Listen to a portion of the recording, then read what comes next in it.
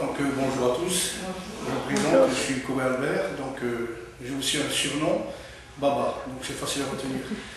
Je fais partie de la SNIT, je suis aussi pasteur, missionnaire, et depuis quelques années on s'occupe aussi de notre peuple concernant justement les difficultés que l'on rencontre au niveau de, premièrement, des stationnements, aussi des habitats, qu'il y a eu des propositions qui ont été faites et il semblerait qu'il y a un ralentissement. Donc ça se fait dans quelques endroits, mais il y en a qui sont en attente, et notamment dans le Nord, il y a beaucoup de personnes, et surtout sur cette région-là, il y a beaucoup de personnes qui sont en attente.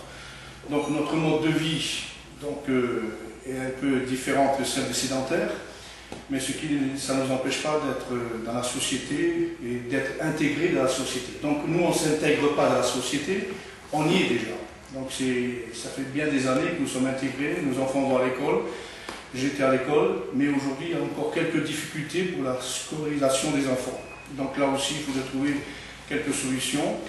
Et actuellement nous rencontrons des difficultés de stationnement, puisqu'il y a eu des aires de stationnement qui ont été faites, mais ces aires de stationnement sont limitées. Et donc la majorité de ceux qui éventuellement restent dans les régions, eh bien, ne peuvent pas stationner, et il y a des problèmes aussi au niveau de la scolarisation, parce que chaque fois ils nous font partir, donc les enfants ils sont perturbés, on change de lieu ou change de région, et ça fait que les enfants ne peuvent pas suivre régulièrement et ne peuvent pas être suivis pour leur scolarisation. Si je peux me permettre, M. Coré, pour apporter une précision, quand M. Coré parle de la loi, en fait, du stationnement, il y a une loi en France qui régit le stationnement des gens du voyage, qui est la loi Besson. La première loi a été promulguée en 90 et la deuxième en 2000. Et donc cette loi a maintenant 90, 2000, 21 ans. Seuls 50% des communes ont respecté leur obligation de faire une aire d'accueil pour les gens du voyage. En fait, toutes les communes de plus de 5000 habitants en France doivent faire une aire d'accueil proportionnelle à la taille de la commune pour accueillir les familles. 21 ans, 50% des communes, en sachant que ceux qui paient la taxe pour non-construction du terrain, ce sont vous et moi, et donc les personnes qui paient des impôts et qui cotisent, etc., etc. Sauf que ça, les maires en général n'en parlent pas. Et il faut savoir qu'en termes de réélection, je crois qu'en France, il y a 2 maires qui ont été réélus après avoir osé faire une aire d'accueil pour les gens du voyage. Donc voilà, à la limite, le maire préfère payer l'amende par le biais des contribuables que de ne pas repasser au mandat suivant. Et après, voilà, on tombe dans des questions très politiques. Mais en tout cas, comme le dit M. Coré, ça pose un vrai problème de stationnement, un vrai souci par rapport à la notion de voyage, parce qu'on se retrouve avec des familles qui, une fois qu'elles sont posées sur une aire d'accueil, elles n'ont plus envie d'en partir, parce que ça veut dire pas trouver de place sur la prochaine aire, ça veut dire enlever les enfants de l'école, ça veut dire que potentiellement on ne pourra pas les remettre. Et donc voilà, ça pose vraiment une grosse difficulté. Voilà, donc je voudrais préciser aussi une chose, c'est qu'il y a des personnes qui sont intéressées justement par des maisons d'habitat, puisque en règle générale, ceux qui sont intéressés, c'est ceux qui restent en permanence dans des villes où certains sont nés, il y a leur famille, il y a même leurs décès qui sont là-bas, mais simplement c'est qu'ils veulent avoir des maisons d'habitat pour justement avoir un suivi premièrement pour leurs enfants. Donc ils sont en permanence dans des villes, et il faudrait trouver une solution pour ces personnes-là. Donc les maisons d'habitat, pour eux, ça les intéresse parce qu'ils ne voyagent pas. Donc certains, c'est vrai, voyagent, mais ceux qui voudraient rester dans des villes, eh bien, ça les intéresse. Donc ce projet a été fait, je sais qu'à Bruy, à côté, il y a eu des maisons d'habitat.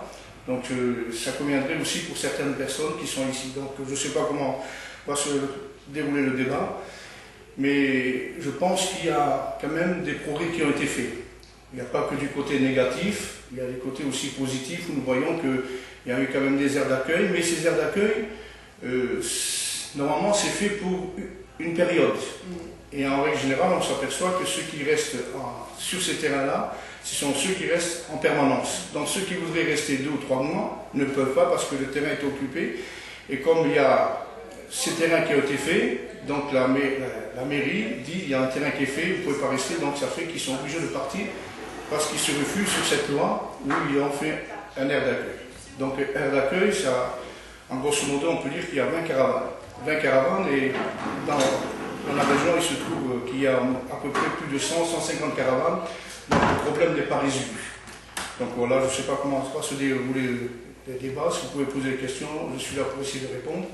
Mais je pense que nous sommes aussi contents de voir qu'il y a l'avancée parce qu'il y a des gens qui s'occupent vraiment des gens du voyage. Ils sont intéressés, non pas pour simplement les connaître, mais aussi pour apporter leur aide. Et ça, je remercie les associations, tout ça, qui ont pris part dans cette activité. Donc, je travaille aussi avec le préfet de Lille, donc on travaille aussi avec les personnes régionaux qui s'occupent des aires d'accueil, qui s'occupent aussi des aires de grand passage. Et puis, donc, ce qui nous intéresse et ceux qui sont intéressés par ces maisons d'habitat. Donc, je pense que cela peut se réaliser. Donc, voilà, donc, en grosso modo, ce que j'avais à dire. En fait, pour apporter une précision à ce que disait M. Corré, on a plusieurs types d'habitats. En tout cas, dans le Nord, vous avez les aires d'accueil traditionnelles. Donc, en général, c'est une place bitumée avec des sanitaires individualisés maintenant, depuis la loi Besson 2000. Les caravanes qui se stationnent et effectivement, normalement, des temps de stationnement plus ou moins limités. Sauf que les familles, elles sont posées, elles ne bougent plus, enfin quasiment plus. Ensuite, vous avez ce que M. Corré appelle les aires de grand passage. Donc là, en général, c'est un aménagement très sommaire. Il y a parfois un accès à l'eau, mais pas toujours. Et en fait, en général, c'est des grandes plaines d'herbe qui permettent d'accueillir des grands rassemblements. Alors, pendant la braderie de Lille, pendant les rassemblements évangélistes, pendant ce que vous appelez les missions évangélistes aussi. Donc voilà, ça c'est certaines communes qui mettent à disposition, alors parfois c'est un terrain d'aviation comme à Cambrai, vous avez à Bondu, à côté de l'aéroport, une grande plaine aussi où les familles peuvent être accueillies, mais là on est vraiment sur un délai très court et qui est négocié avec un représentant du groupe. Donc, je pense que vous, M. Corré, vous négociez régulièrement. Voilà. Donc vous avez les aires d'accueil, les aires de grand passage, vous avez l'habitat traditionnel, donc des familles qui à un moment donné souhaitent se sédentariser pour changer de mode de vie, pour faciliter les choses par rapport à la scolarisation, par rapport à l'insertion professionnelle, par rapport aux représentations, etc. Et donc des familles qui s'installent en logement, maison, appartement, comme vous et nous. Ensuite, vous avez ce que nous on appelle l'habitat adapté. Alors vous en avez une représentation pas très loin d'ici à 11 ans, ici donc. Donc l'habitat adapté, en fait, c'est des parcelles individuelles de terrain qui sont bitumées, etc., sur lesquelles repose un logement. Donc un habitat en dur, en général c'est une salle de vie commune avec un poêle, une cheminée, enfin voilà, pour essayer de retrouver aussi la notion de se retrouver devant le feu et de faire perpétuer quelques traditions, avec un sanitaire, une toilette et une cuisine. Et en fait les caravanes viennent se poser autour de cet habitat en dur. Et ça, chacun a sa parcelle de terrain, comme ça, sur un grand plateau, sur une grande place bitumée. Et enfin, vous avez les terrains familiaux, sur lesquels vit M. Corré, où là, peut-être que vous pourriez décrire un tout petit peu plus votre mode d'habitat. Si le terrain est à vous, pas à vous, est-ce que vous avez fait construire, pas construire? Disons qu'il y a dans certaines villes, nous avons pu voir que il y a des constructions qui sont faites. Donc, c'est les maisons traditionnelles, et puis avec une petite cour où on peut accueillir une ou deux caravanes. Donc, grosso modo, c'est ça. Le mode de vie ne change pas dans notre culture, dans notre façon de vivre. Ça change uniquement au niveau de stabilisation, on peut dire. C'est-à-dire que nos enfants peuvent aller régulièrement à l'école, sans être perturbés, et puis éventuellement des personnes qui pourraient chercher du travail, pour avoir un travail aussi suivi. Parce que voyager, ça ne permet pas d'avoir un travail suivi. Donc il y a beaucoup d'avantages pour ceux qui voudraient justement avoir cette mode de vie. Sans toucher à notre patrimoine, notre culture, tout ce qui s'ensuit. Mais bon, en ce qui concerne la scolarisation, pour nous c'est primordial, c'est ça. En fait, sur les terrains familiaux, vous avez à la fois des familles qui louent une parcelle de terrain et qui au départ posent la caravane et au fur et à mesure font construire, comme disait M. Corré, un habitat un peu plus en dur. En général, pareil, avec une salle de vie où tout le monde se retrouve, des sanitaires et puis une petite cuisine. Et vous avez des familles qui peuvent se cotiser ou qui, parce qu'ils bossent ou parce que voilà, il s'est passé quelque chose à un moment donné dans leur vie, ont pu acheter une petite parcelle de terrain et poursuivre le même chemin en fait. Donc je m'excuse de vous interrompre, mais il y a aussi des difficultés que l'on rencontre où il y a des personnes qui sont propriétaires de terrain. Oui. Alors quand ils sont propriétaires de terrain, Donc il y a parfois, systématiquement, un refus de stationnement des caravanes, parce qu'ils disent on ne tolère pas de caravanes sur le terrain.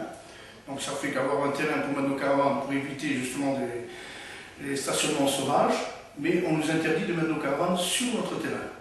Donc ça cause problème. Donc après, ils disent comment ça se fait que vous mettez sur les terrains sauvages, alors que nous avons des terrains qui nous appartiennent, que certains ont payés, mais qui ne peuvent pas mettre leurs caravanes. Et puis, on s'aperçoit aussi qu'il y a un refus, pour ceux qui veulent construire, de ne pas construire. Et puis on s'aperçoit qu'on est obligé de vendre parce qu'on ne peut pas construire, et on s'aperçoit qu'un an, 2 ans après, il y a des personnes qui construisent sur le terrain qu'on avait.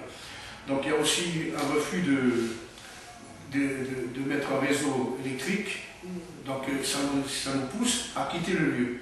Donc avoir un terrain et puis avoir le refus d'eau, refus d'électricité, donc qu'est-ce qu'on peut faire avec un terrain qui nous appartient, on ne peut pas mettre l'eau et le courant.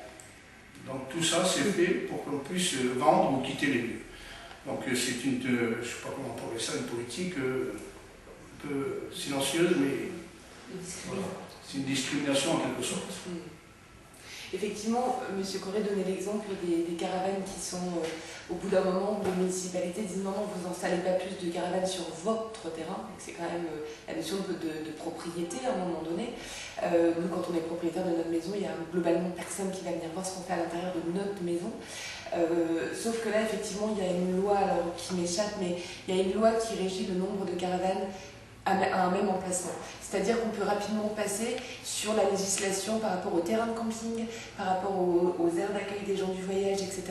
Et ça ne doit pas être à vue de la route, ça ne doit pas être à vue du public. Enfin voilà, il y a tout un ensemble de règles législatives qui viennent, quelque part, qui viennent s'entrechoquer pour absolument pas favoriser l'achat de parcelles de terrain par des familles gens du voyage, le fait qu'ils se posent, le fait qu'ils soient propriétaires d'un lieu, et le fait que s'ils ont envie de mettre 3, 4, 5 caravanes, grand bien leur face parce qu'ils sont propriétaires de leur terrain aussi. Mais voilà, c'est toujours des histoires de réglementation.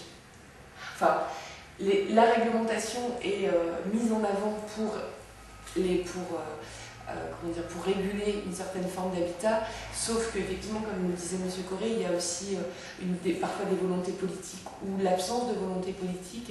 Il y a les riverains qui mettent une pression parfois énorme auprès des maires, auprès des élus en disant non, moi je ne veux pas qu'il y ait de familles gens du voyage qui s'installent à côté de chez moi, je ne veux pas de caravane, je ne veux pas... Alors heureusement c'est pas la majorité, c'est pas la globalité, mais néanmoins c'est compliqué. Voilà. Après j'essaie parfois de me mettre dans la tête d'un politique ou d'un élu en me disant voilà, c'est complexe. Entre effectivement un mécontentement de riverains, une famille gens du voyage qui vient s'installer, qu'est-ce que ça va susciter? Et voilà, donc l'élu en général se réfère à la loi, et la loi dit au-delà de 3, 4 caravanes, je ne peux pas. Et en général, sauf quelques exceptions, il n'y a pas trop d'intérêt. Voilà, encore une autre précision, et ensuite, je ne sais pas comment ça va se passer. Donc, parfois on s'aperçoit qu'il y a des caravanes, 40, 50 caravanes, qui sont stationnées sur des terrains publics qui appartiennent à la mairie. Et donc, lorsqu'on fait des demandes d'autorisation, systématiquement, c'est refusé. Donc, moi, récemment, j'ai été, pour avoir une autorisation pour 30 caravanes, dans toutes les mairies où j'ai été, ça a été refusé. Donc, lorsqu'on fait des démarches pour qu'on soit bien en règle, parce qu'on doit avoir l'autorisation, c'est refusé. Alors, pourquoi? Alors, ensuite, on se met sur les terrains, parce qu'on sait que c'est refusé. Donc, on s'installe sur le terrain, et puis ensuite, on laisse venir. Donc il y a le maire, il y a le préfet, il y a la gendarmerie qui viennent, et puis là on est obligé de négocier avec eux. Et eux aussi sont obligés de négocier avec eux parce qu'on s'est installé. Alors ils disent voilà, ils sont mis sur le terrain sans autorisation. Mais ensuite, ils nous donnent l'autorisation, mais sans autorisation. Parce que c'est une autorisation en quelque sorte forcée. Donc chaque fois qu'on fait une demande, c'est refusé. Donc c'est pour ça, ne vous étonnez pas s'il y a des caravanes qui viennent, qui s'installent, et qu'ensuite, eh bien, il y a toute une procédure. On sait que ça coûte de l'argent. Il y a une procédure qui dure une quinzaine de jours. Donc il y a une expulsion, mais pendant ce laps de temps, eh bien, on profite des 15 jours. Et tout ça, ça demande de l'argent pour faire venir les CRS et tout ce qui s'ensuit. Alors que s'il y a une autorisation, et s'il y a un terrain d'entente, tout cela se passerait convenablement. Là, j'ai eu une autorisation de 15 jours, ça se passe très bien. Donc on doit quitter les lieux vendredi, c'est-à-dire demain, et puis il n'y a aucun problème. On tient nos engagements, c'est signé avec des papiers et tout. Donc, voilà. En fait, effectivement, des fois, c'est c'est des situations un peu kafkaïennes parce qu'on interdit effectivement aux familles de se stationner dans certaines communes, à certains endroits, etc. Les familles se posent, parce qu'à un moment donné, elles doivent se poser aussi. Et là, effectivement, la procédure d'expulsion se met en route. Et la procédure d'expulsion est payée par la personne qui a fait la demande. Donc, c'est-à-dire que les gens du voyage ne sont même pas tributaires. Alors, elles peuvent être tributaires d'une amende avec la loi de sécurité intérieure de 2004 qui avait été promulguée par Nicolas Sarkozy. Mais elle est encore peu appliquée, et tant mieux, et heureusement, parce que là, sinon, on tomberait dans des extrêmes. Enfin, ça va de 3 000 à 5 000 euros d'amende, risque de peine d'emprisonnement, etc. Donc, les communes, pour l'instant, l'appliquent peu, et tant mieux. Donc voilà, les familles se posent. Le propriétaire du terrain, donc la municipalité, le propriétaire privé, l'État, la région ou autre, demande l'expulsion. Celui qui en a fait la demande paye le référé d'expulsion, donc c'est quand même relativement important. Il y a effectivement une quinzaine de jours entre le début de la procédure et le départ des familles, au lieu effectivement tout simplement dire aux familles, ok, vous vous posez là pendant 15 jours, on vous raccorde à l'eau, vous vous raccordez à la pompe à la borne à incendie, vous avez des... comment vous appelez ça, pas des générateurs, des groupes électrogènes. Voilà, vous restez là 15 jours, et puis au bout de 15 jours, vous bougez de commune, que chacun prenne un peu son rôle aussi. Non, on interdit, donc les familles se posent, et voilà, on en arrive à ce schéma-là qui est un peu ridicule. Donc là, il y a aussi une loi qui est passée, peut-être que vous êtes au courant, c'est que maintenant, nous payons aussi la taxe de la caravane. Donc la taxe de caravane, d'après ce que j'ai entendu, cet argent servirait justement à améliorer ou à construire des aires d'accueil. Donc est-ce que ça sera fait ou quoi? Donc on ne sait pas. Mais pour l'instant, à partir de ce mois-ci, on paye la taxe de 150 € par caravane. C'est ça. En fait, on appelle au niveau de la loi, c'est la résidence mobile terrestre. Donc c'est la taxe sur la résidence mobile terrestre. C'est-à-dire que vous avez une caravane pour vos vacances l'été. Cette taxe, évidemment, vous ne devrez pas vous en acquitter puisque vous vous acquittez déjà d'une taxe d'habitation. Sauf que sauf erreur de ma part, les personnes bénéficiaires des minima sociaux, en tout cas en France, n'ont pas de taxe d'habitation à payer. C'est-à-dire qu'on fait une demande au niveau du trésor public. Je vois une tête hochée comme ça, donc je me dis que j'ai raison. On fait une demande au niveau du trésor public, et puis voilà, on est entre guillemets dédouané de la taxe d'habitation. Et là, il y a cette loi qui vient de sortir en disant, bon, les familles, gens du voyage, donc l'habitat caravane, c'est leur habitat, quelle que soit la situation, sauf si la caravane a plus de 15 ans, vous devez vous acquitter d'une taxe qui va de 100 à 200 ou 250. Non, c'est 150. 150. De 100 à 150. Voilà. Et quel que soit le nombre de caravanes. Donc, les grandes familles qui ont 2, 3, 4 caravanes, parce que beaucoup d'enfants, parce que c'est 4 fois la taxe à payer annuellement. Enfin, c'est du délire. Parce que, par contre, là, on ne prend pas en compte le fait que des personnes soient bénéficiaires des minima sociaux, le fait que... Alors, les deux situations pour lesquelles il n'y a pas de taxe à payer, c'est les personnes qui ont l'AH, donc qui ont l'allocation d'adulte handicapé, ou les personnes qui sont à un âge vieillissant et qui ont une allocation de solidarité par rapport à l'âge. Mais voilà, tous les bénéficiaires du RSA doivent payer cette taxe. Comment? Mais nous, votre pays d'allocation, ça va dans les impôts locaux, c'est pour la commune où on habite, etc. C'est l'État qui va gérer. Donc, sauf erreur de ma part, ou mal informé, il y a quelques années que l'État a donné de l'argent pour justement les constructions des aires d'accueil et pour les maisons d'habitat. Donc on s'aperçoit, nous, on constate que il y a quelques terrains qui sont faits, mais voilà, ça s'arrête là. Donc il n'y a pas eu cette continuité. Donc ici, sur Valenciennes, Denain, tout ce qui s'ensuit, il n'y a pas 5000 habitants. Donc ça fait que les mairies, elles se refusent sur ce problème-là en disant, nous, on n'a pas 5000 habitants. Mais le problème, c'est qu'il y a les caravanes. Donc, et toutes les communes ne veulent pas être en accord pour construire un terrain intercommunal. Voilà. Donc, ça fait que chacun se jette la balle en disant, nous, on n'a pas 5000 habitants, vous n'avez pas 5000 habitants, mais c'est sur le groupe.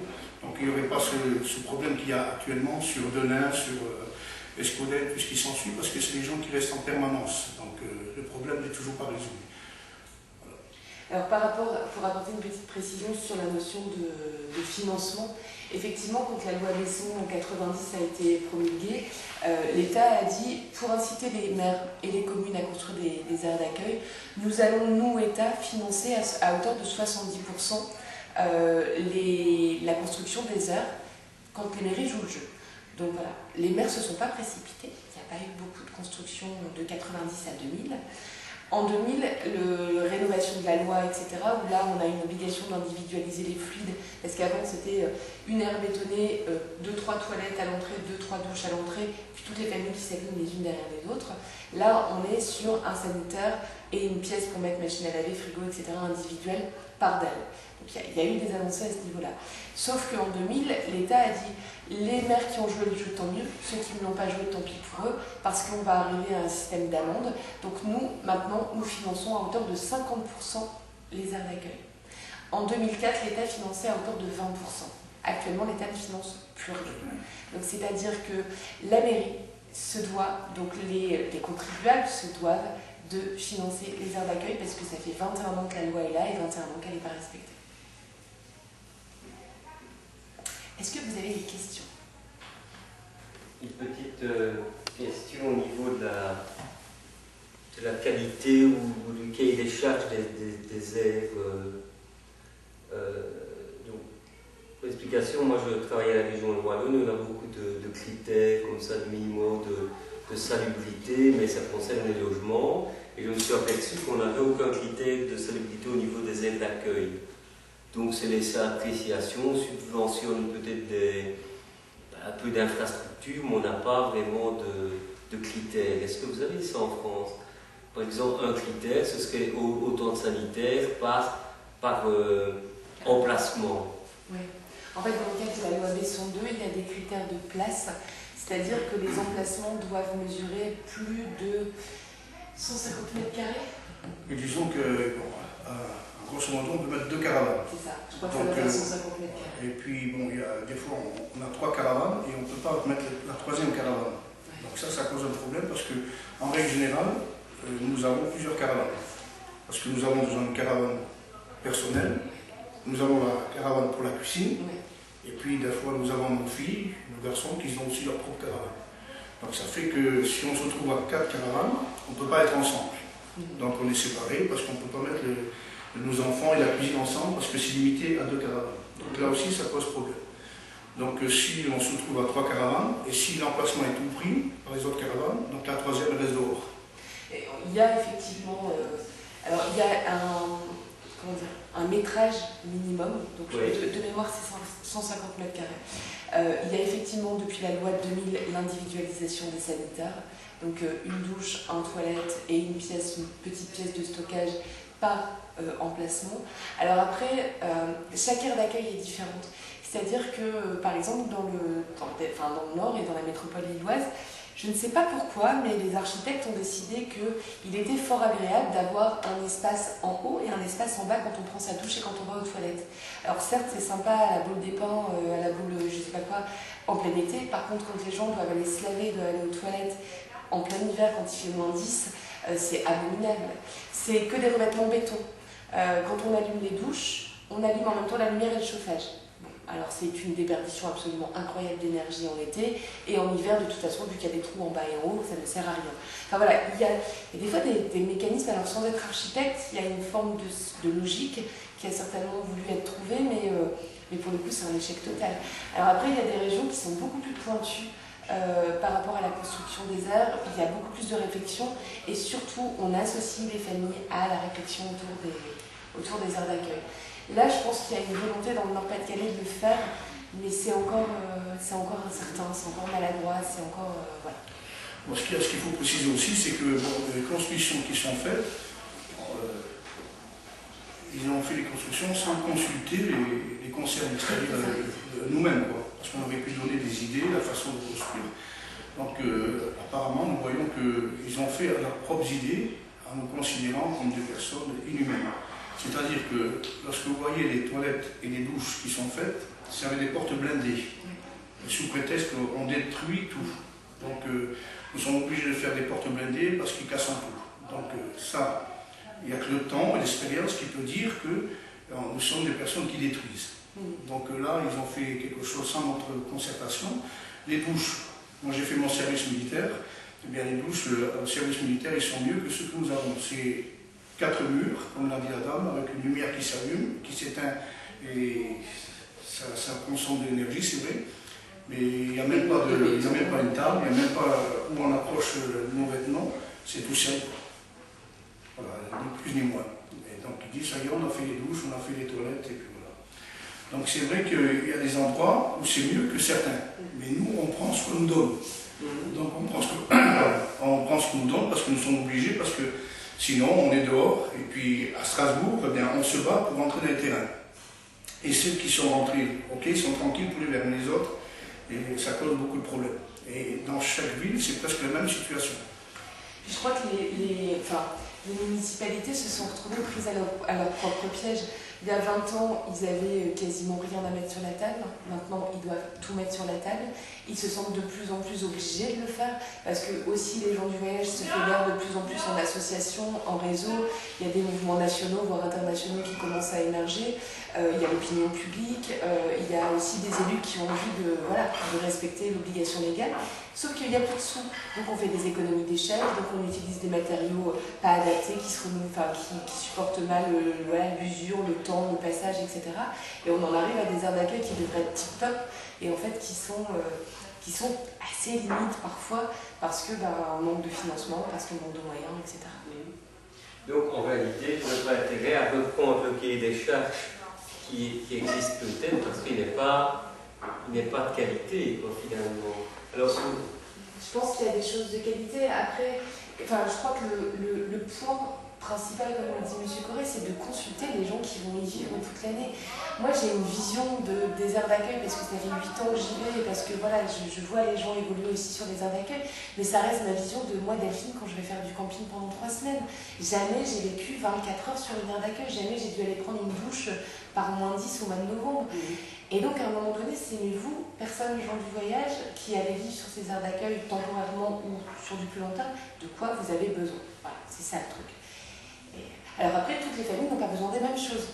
Donc je pense qu'il y a aussi la perception de se dire mais on ne peut pas consulter l'ensemble des gens du voyage, c'est pas possible, ils ne tomberont jamais d'accord. Et puis un Rome, il va fonctionner peut-être différemment d'un Manouche, différemment d'un voyageur, il n'y aura pas les mêmes coutumes, il n'y aura pas... Donc je crois qu'ils ne se sont pas pris la tête, ils ont fait le plus simple, le minimum vital, le minimum sécuritaire, et puis voilà quoi. Vous avez un statut particulier face à l'insertion ou pas? On peut pas tout dire.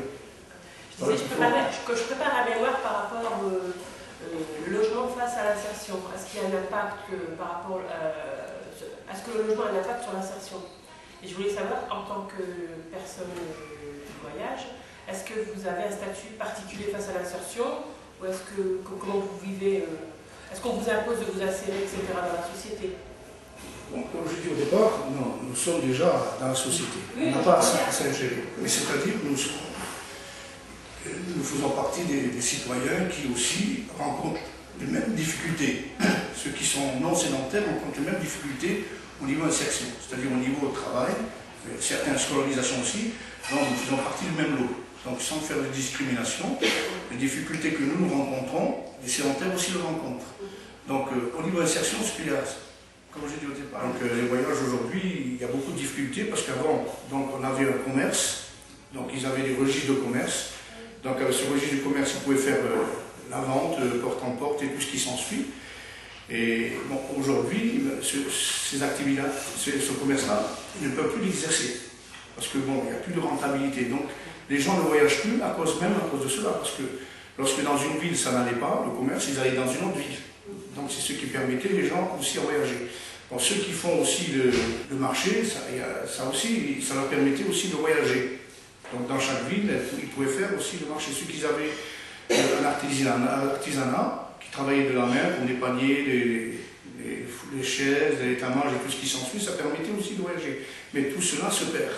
Donc maintenant, arrivé à un certain âge, les personnes ne peuvent plus avoir un autre métier ou avoir une autre formation. Arrivé à 50 ans, les gens vous disent, vous avez 50 ans, il faut laisser la place aux jeunes.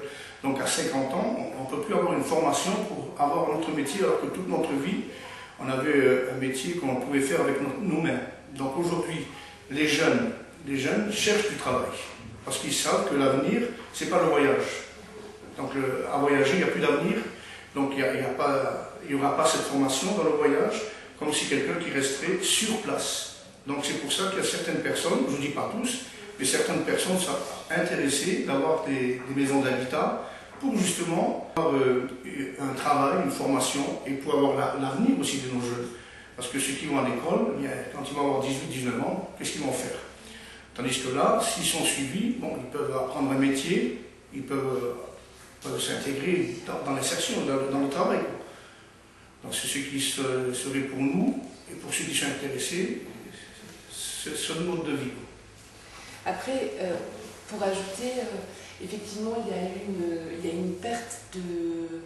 comment dire, une difficulté de possibilité de maintenir un ensemble de savoirs et un ensemble de métiers qui étaient traditionnels, relativement traditionnels chez les gens du voyage. En fait, c'est pareil, donc de nouvelles lois sont venues obliger les gens qui étaient par exemple étameurs, chaudronniers, aiguiseurs, palefreniers, etc., à régulariser leur activité parce qu'on doit avoir une traçabilité sur les revenus, parce qu'il faut déclarer, etc., etc.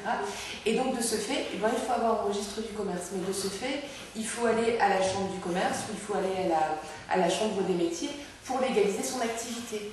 Mais aller légaliser une activité et monter des dossiers quand on a 85% d'analphabétisme chez les adultes, c'est impossible. Et donc les gens, à un moment donné, se braquent, ils me disent « Moi je ne sais pas lire, je ne sais pas écrire, comment tu veux que j'aille monter un dossier, comment tu veux que j'aille dire je suis aiguiseur de couteau ou je suis palefrenier ou je suis... » Voilà, stop, j'arrête. Ou alors je fais ça avec quelques clients qui acceptent encore de me payer au black et puis ça s'arrête là. Après, nous, en tant que service social, ce qu'on a rencontré ces derniers temps, c'est des difficultés dans le cadre de tout ce qui est administratif. Par exemple, le Pôle emploi, qui est quand même le machine qui est censé travailler autour de l'insertion, refuse le carnet de circulation. Ils estiment que le carnet de circulation n'est pas un titre d'identité autorisé, légal, français, alors que c'est le titre d'identité qu'on oblige à prendre pour les familles gens du voyage. Donc c'est tout le paradoxe. On vous oblige à avoir un titre d'identité différent. La France, c'est quand même le seul pays en Europe où il y a un titre d'identité spécifique pour une population spécifique, qui ne l'est pas en fait. Mais voilà, dans la loi, elle l'est. Et ce document officiel ne leur permet pas de s'inscrire à Pôle emploi. Donc à un moment donné, c'est le serpent qui se mord la queue. Justement, c'est ce que nous rencontrons aussi, cette difficulté, parce qu'il y a des personnes qui cherchent du travail et quand ils présentent le carnet de circulation, certains disent même que ce n'est même pas une pièce d'identité. On nous demande un séjour, une carte de séjour, et nous on n'en a pas besoin parce qu'on est français. Et donc ils nous disent vous pouvez pas, ils nous inscrivent même pas sur le dossier de l'emploi. Et c'est impressionnant comme ce document il est discriminant. Alors, il y a aussi des familles qui nous disent « Moi, je veux garder mon livret de circulation parce que ça me permet aussi de faire les marchés, ça me permet aussi de continuer à voyager, de rentrer sur des aires d'accueil, etc. » Mais à côté de ça, dans le quotidien, voilà, il ne faut pas se leurrer. Quand on fait une démarche administrative, quand on va à la CAF, quand on fait une demande de logement, quand on cherche de l'emploi, quand on arrive avec ce document, il y a une espèce de... Même pour les comptes peur, quoi. C'est pour le compte en banque. On voit le carnet, c'est fini. Alors que c'est un droit, c'est un droit inaliénable et auquel chacun peut prétendre à un moment donné. Mais voilà, c'est... Il y a une adresse administrative pour tout ce qui est courrier. Oui, donc les carnets sont délivrés par la préfecture d'où nous sommes rattachés. C'est-à-dire si on est à Lille, on dépend de la préfecture de Lille. Donc on est rattaché sur le carnet marqué rattaché à la commune de Lille. Et c'est le même statut pour les sans domicile fixe. C'est-à-dire que c'est une commune de rattachement. Ce n'est pas une adresse. Il y a des choses, je suis sûre que je ne suis pas la seule de me les poser, mais moi j'aimerais bien savoir pourquoi les gens du voyage voyagent, culturellement, qu'est-ce qui fait cette envie de voyager historiquement. J'aimerais bien aussi recevoir votre concept de famille, parce qu'à un moment donné vous parliez de beaucoup de caravanes, donc moi, dans ma conception à moi, ma famille c'est souvent le couple, les enfants, point. Ou alors il y a une famille élargie, mais la famille, vous concevez la conception de famille comment? Attends, si tu veux bien. Ah oui, voilà. Pour pas toutes les. Tout à fait. Alors, monsieur Corée, la notion de voyage. Pourquoi vous voyagez? Donc, voyager, européen, on a toujours été européen. Donc, c'est pas nouveau pour nous. Donc, on a toujours franchi les frontières. Donc, si on remonte au temps ancien, donc, nos ancêtres, si on peut dire, ont démarré, ça a été un démarrage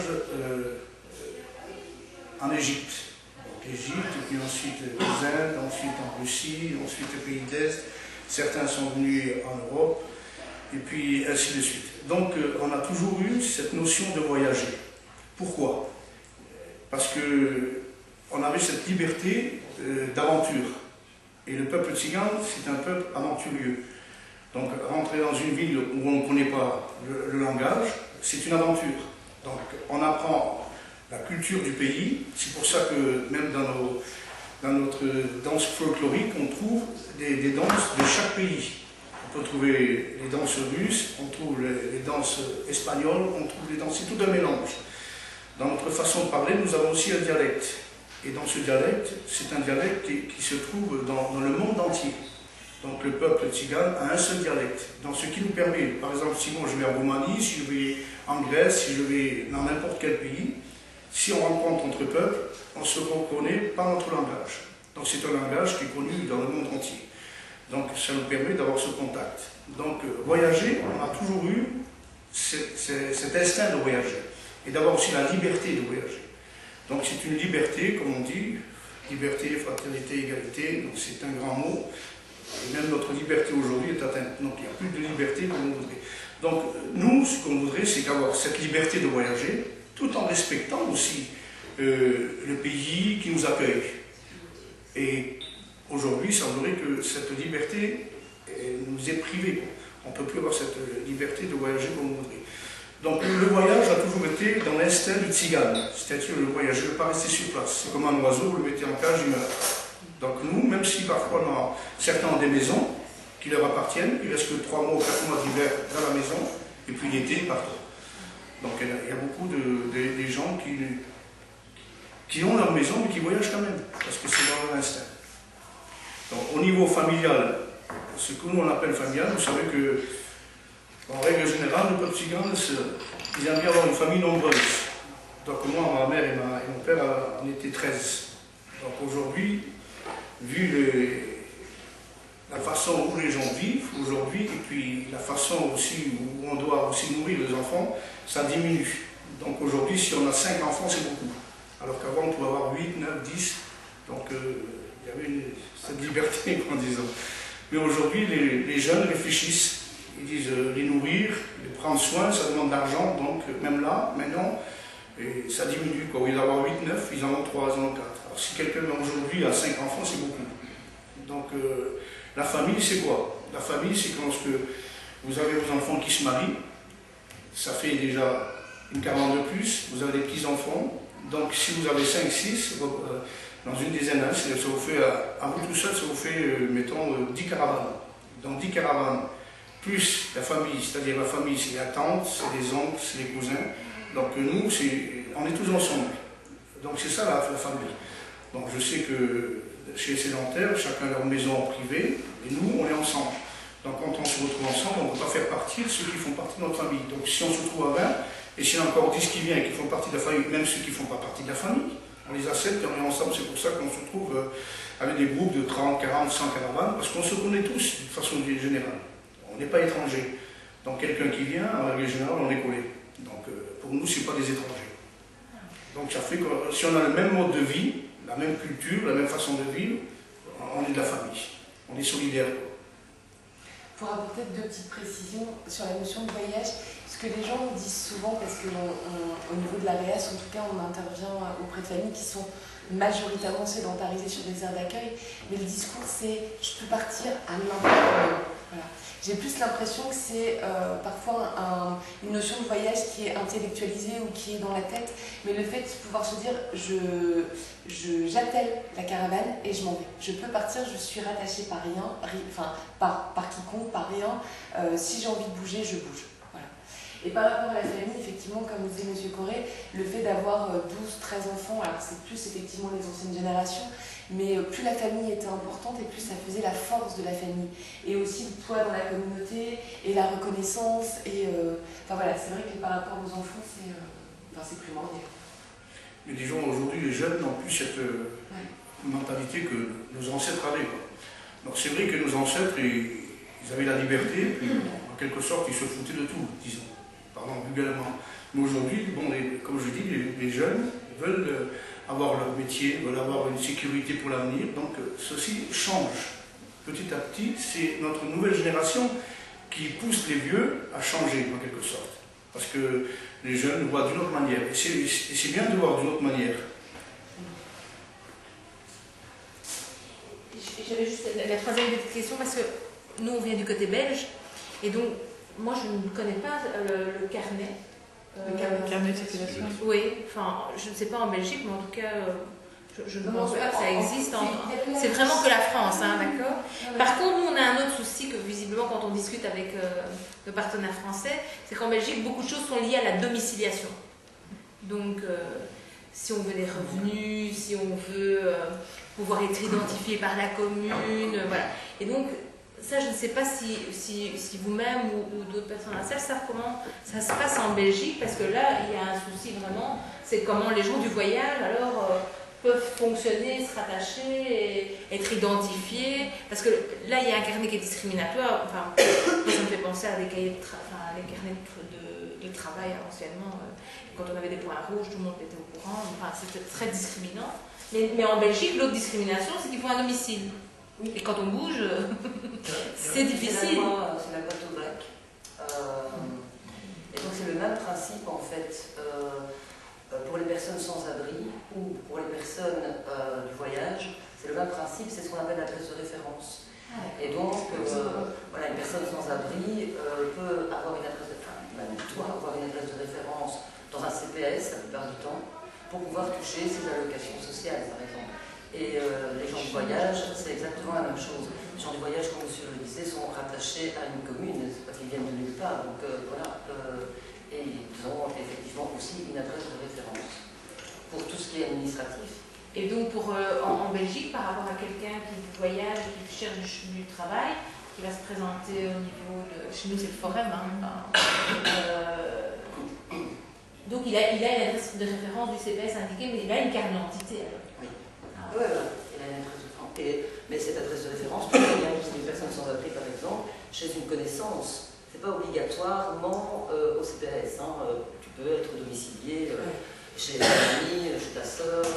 Alors, du côté français, c'est de plus en plus compliqué le fait de la domiciliation chez un tiers. Il y a de plus en plus d'administrations qui refusent ce type d'adresse. Et donc, les familles se tournent vers les associations agréées, vers les CCAS, mais c'est extrêmement discriminant. Enfin, par exemple, à Lille, il y a la Belge Solidarité pour des personnes sans domicile fixe. Et globalement, à partir du moment où on voit 228 rue Solferino, on sait que c'est un SDF. Hein. Des fois, c'est... Il y a une stigmatisation aussi par le biais de l'adresse. Bien sûr. Oui. Et une petite précision par rapport à ça. Donc, les communes ont l'obligation, en Belgique, les communes ont l'obligation, suite à cette loi Tobac, de domicilier. Oui. Quiconque va à la commune, voilà, et dit je suis à tel endroit, je vais être domicilié. Elles ont l'obligation. Toutes les communes ne respectent pas cette obligation. Par exemple, dans le cadre de l'habitat permanent, on a déjà eu l'occasion d'en parler, dans les campings ou dans les parcs résidentiels, les personnes qui vivent de façon permanente, il y a de plus en plus de communes qui refusent. Ça dépend évidemment de la situation sociale des personnes, parce que dans certains parcs, on sait, il y a des personnes avec de bons revenus, et dans certains campings, évidemment, des personnes avec situation précaire. Et donc, il y a des communes qui refusent cette domiciliation, alors que c'est illégal, mais il n'y a pas de suivi au niveau de l'État fédéral, il n'y a pas de condamnation. Donc, voilà. C'est exactement la même chose en France. C'est-à-dire qu'il y a une loi qui est passée en 2007 sur la réforme de la domiciliation, obligeant les CCAS, donc c'est vos CPAS, à domicilier. Et l'État dit à tous les CCAS, mais de toute façon, si vous ne le faites pas, on n'a pas de moyen de vous obliger. Bon, bah d'accord, alors on ne le fait pas. Alors voilà, c'est parce que ça bouffe sur le budget de l'aide sociale, parce que ça veut dire du travail supplémentaire pour la distribution du courrier. Enfin, c'est aberrant, c'est complètement aberrant. Mais voilà, il n'y a pas de moyen de coercition. En Belgique, la domiciliation, si tu es inscrit dans ta référence et que tu te trouves dans une autre commune, tu n'es pas dépendant de la commune qui t'a inscrit dans ta thèse de référence. C'est la commune où tu te trouves qui est compétente. Oui, c'est vraiment une adresse purement administrative. Ah oui, simplement. Les aides, la scolarisation, les tarifs de cantine, les aides sociales, etc. C'est que les communes ne respectent pas les règles en cette matière. Il y a aussi des règles, je ne connais pas le détail, mais qui imposent aux communes d'une certaine taille de mettre à disposition des emplacements. C'est le cas d'un neuf tout près de chez nous. Et c'est juste à côté du commissariat de police, et les communes ne le respectent pas. Et alors, en principe, le ministère de l'Intérieur a le pouvoir d'imposer, de d'imposer, voire même de mettre une forme de coercition sur les communes qui ne les respectent pas. Mais ça ne fonctionne pas. À ma connaissance, il n'y a pas d'obligation pour les communes de mettre à disposition un terrain d'accueil. C'est d'ailleurs pour ça que, on expliquait tout à l'heure, vous parliez de 2 maires qui avaient été réélus. C'est évidemment pour les mêmes raisons qu'en Belgique, enfin en Wallonie, que la plupart des autorités locales n'acceptent pas non plus d'aménager des terrains. Par contre, c'est toujours très subsidié par la région wallonne. Donc les communes ne doivent pas investir énormément, soit pour l'achat du terrain, l'équipement, etc. Mais cet argent est toujours disponible pratiquement.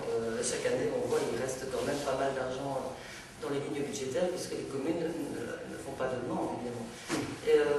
Et donc, raison pour laquelle voilà, certains, comme moi, essayent de faire avancer les choses pour que ce soit la région qui prenne ses responsabilités par rapport au terrain d'accueil et qui impose, entre guillemets, d'une façon ou d'une autre, des terrains d'accueil là où c'est possible, hein, parce que dans toutes les communes, ce n'est pas possible. Là où c'est possible. Est-ce que vous voyagez parfois en Belgique? Cet été, on a fait 3 mois de tournoi en Belgique. Donc on était avec nos collègues belges.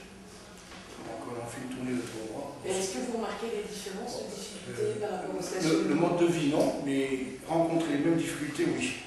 Parce qu'il n'y a pas... On a tourné avec notre groupe, plus le groupe belge, on était une 100 ou 150 caravanes.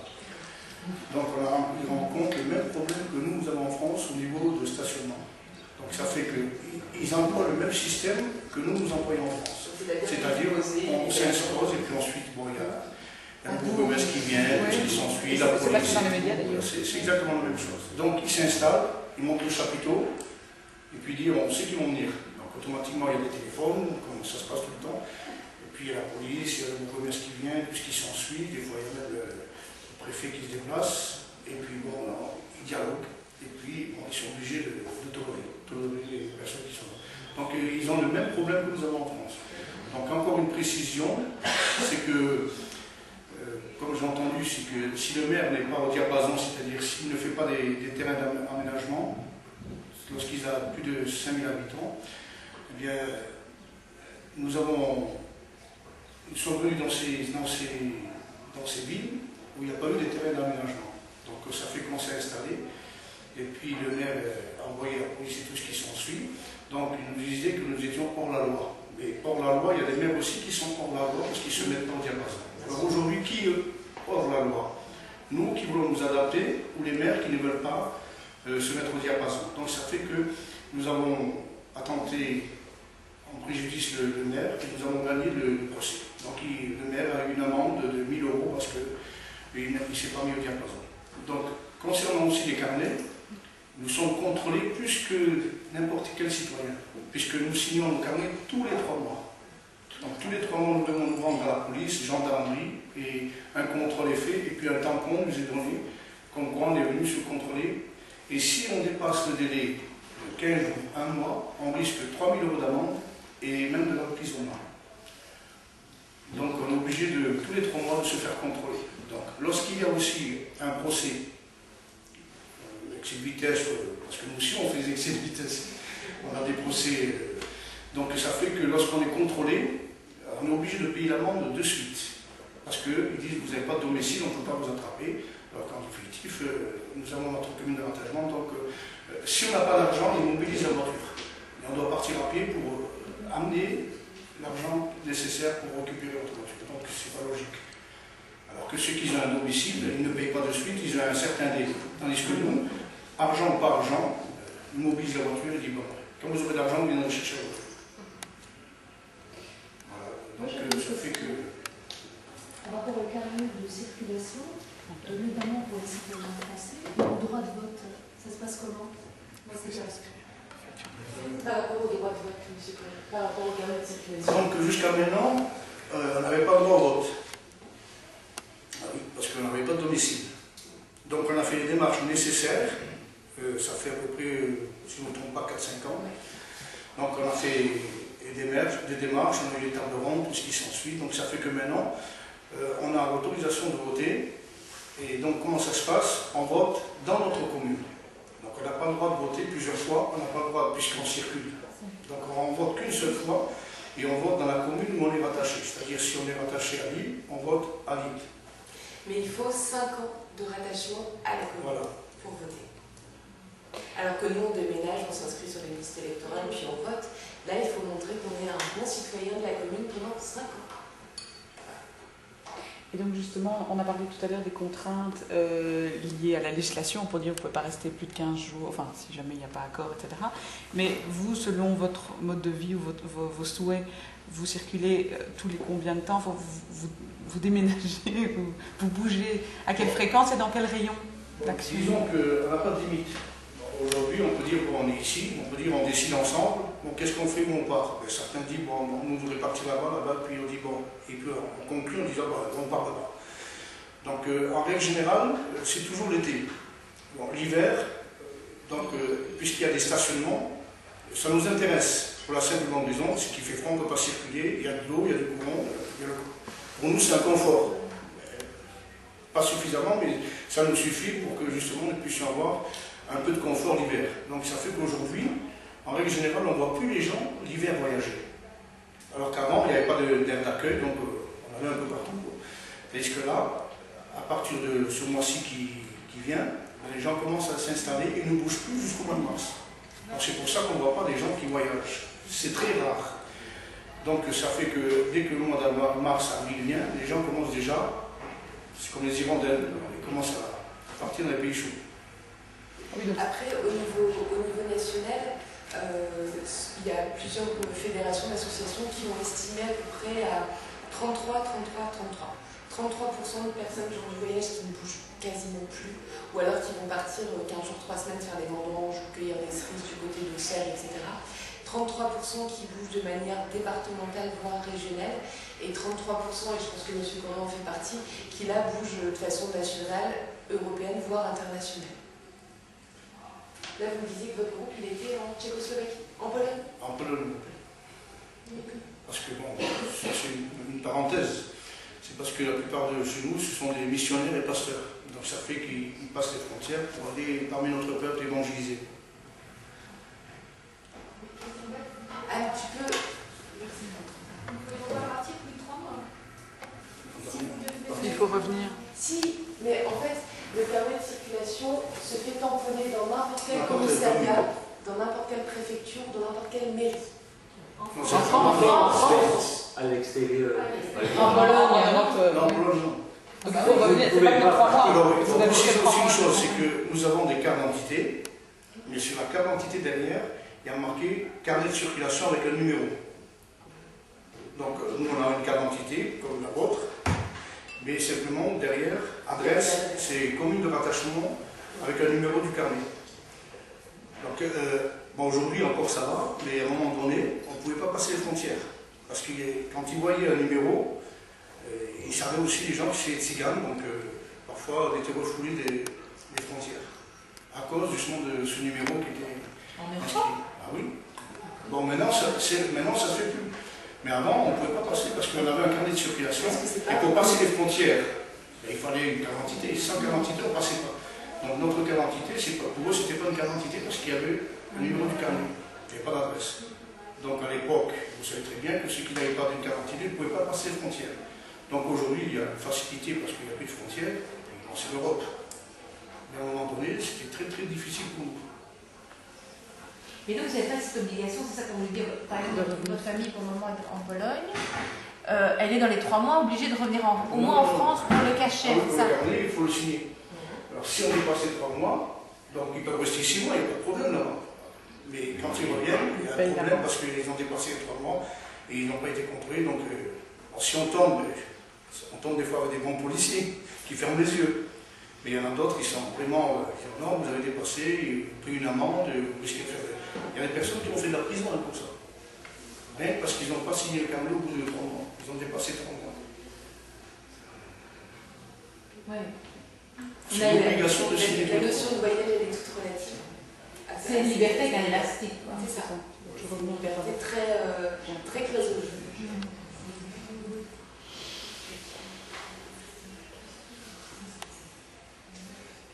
C'est toujours pareil, sur le passeport, il y a le numéro du camion. Et une question que je me suis, parce que ça me fait penser à ça, une question que je me suis jamais posée. Vous prenez l'avion? Oui. Sans souci. Sans souci. D'accord. Non, moi je prends 3-4 fois dans l'année l'avion.